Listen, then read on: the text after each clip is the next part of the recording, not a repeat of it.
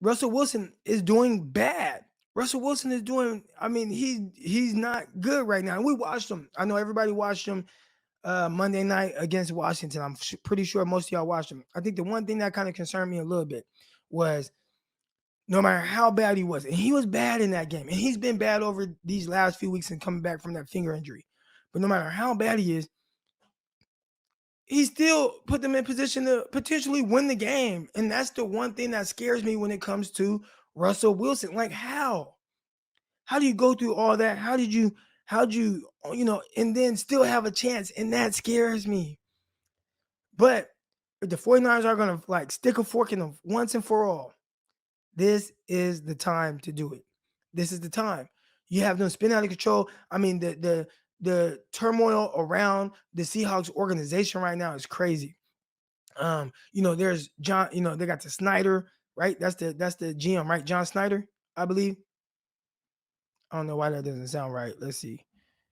But you have the general manager, you got Pete Carroll, you know what I'm saying? Like, and people, hold on, let me see. John Snyder. Who's John Snyder? I don't know why that.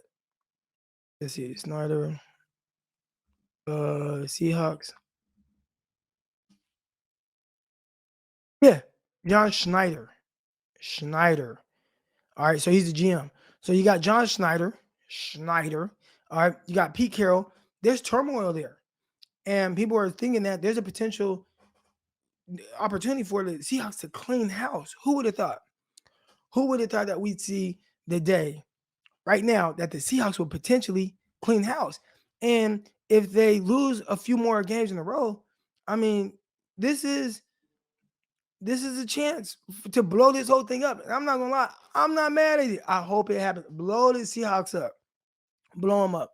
Pete Carroll and Russell Wilson have been a thorn in the 49ers side for a decade.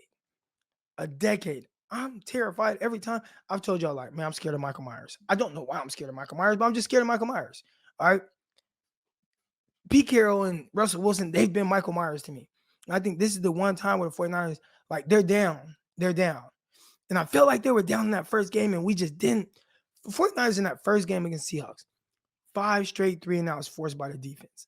5 straight 3-and-outs forced by the defense. And the offense didn't put their foot on their throats. And then you bring in a rookie who had no playing experience and was not prepared to play in that game. That's the only reason why the Seahawks won that game. But you can't have any weird things happen like in this one. Like, you got to stick a fork in them. And if they lose this game, and if it looks bad enough, I promise you, heads will roll. We already see the turmoil going on the sideline there.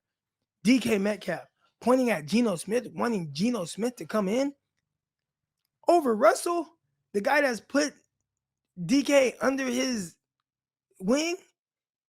Oh, man, like, this is the time, y'all. This is the time. This is the time for the 49ers to really put their foot on their throat.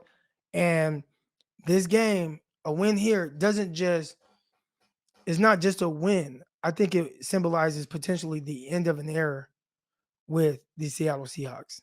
And not to be dramatic and stuff like that, but no, seriously. It's getting bad. I think this is the time. 49ers got to take advantage of it. It's almost like they want the 49ers to, like, just put me out of my misery. Like, they want that. They're waiting for that. They need that. And the 49ers need that. And now you just got to go in there and you got to bully them. Now, again, I don't know what the 49ers top prices are. It's not going to be easy. You're down Deebo Samuel. You're down Fred Warner. You're missing guys. It's not going to be easy. But we know how the 12s is going to get. Like, from what I've been hearing, the 12s they're not happy about it. That one guy, I can't wait to tweet him. I'm hoping I get to. I have the tweets queued up. I have like 2 tweets right now ready to go in my drafts for the moment that clock hits 0. All 49ers have to do is win. I'm so upset it got flexed out.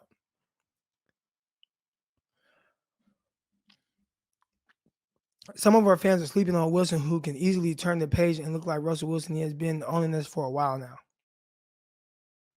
And that's what I'm afraid of.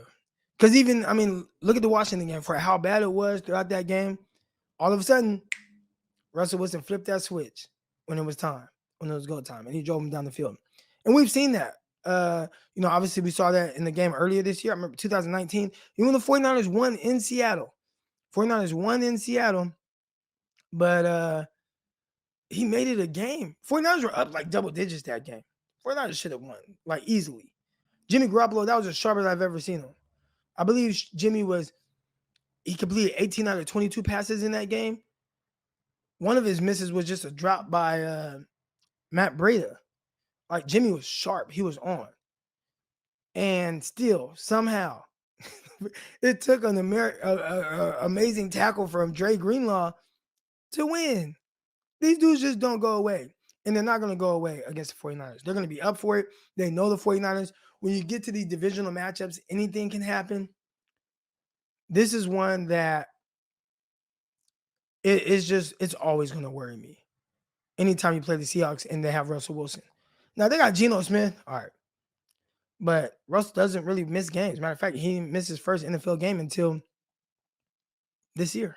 First time he ever missed a game in all these years. It's so crazy. But they have this like voodoo spell over the 49ers. I'm not gonna lie, man. I'm feeling like it's coming to an end.